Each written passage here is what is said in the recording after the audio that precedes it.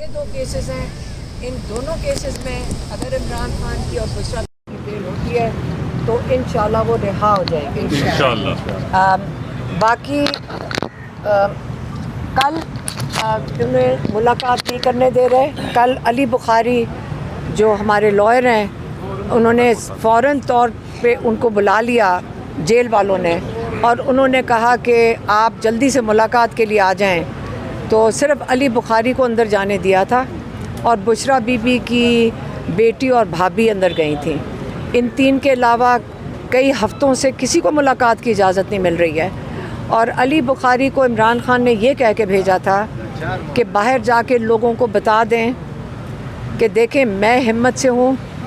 مجھے یہ solitary confinement میں رکھا ہوا ہے، میرے اوپر جو ظلم کر رہے ہیں، کتابیں بند ہیں، پچھلے 2 مہینے میں صرف 4 کتابیں ان کو دی گئی ہیں، حالانکہ ان کو 1 درجن کتابیں وہاں پہ سپرنٹینڈنٹ کے دفتر میں پڑھی ہیں، وہ نہیں دے رہے۔ ڈاکٹرز کو ان کا معائنہ نہیں کرنے دے رہے ہیں، عمران خان کو اپنے لائر سے نہیں ملنے دے رہے، فیملی بھی بند، ہماری ملاقاتیں بند ہیں۔ ہم نے کل بھی ہم رات تک 10:30 11 بجے تک بیٹھے رہے تھے، انہوں نے لوگوں کو اریسٹ بھی کیا، لیکن وہ ہمیں ملاقات نہیں کرنے دیتے۔ یہ غیر قانونی چیز ہے جو وہ کر رہے ہیں، لیکن یہاں پہ ہم کورٹس کے اندر ہر کورٹ میں ہم نے اپلیکیشن ڈالی ہوئی ہے، لیکن ہمیں یہ نہیں سمجھ آ رہی کہ ہم کہاں سے انصاف لے سکیں۔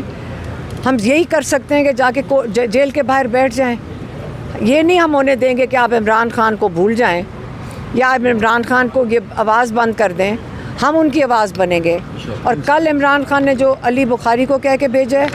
وہ ان کی آواز میں آپ کو بتا دیتی ہوں۔ عمران خان نے کہا آپ سارے ہمت کریں، میں ہمت سے بیٹھا ہوں،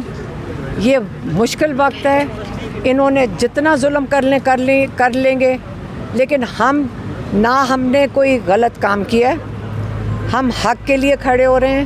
اور انشاءاللہ یہ جو تاریخ رات ہے اس کے بعد آپ کو روشنی ضرور آئے گی،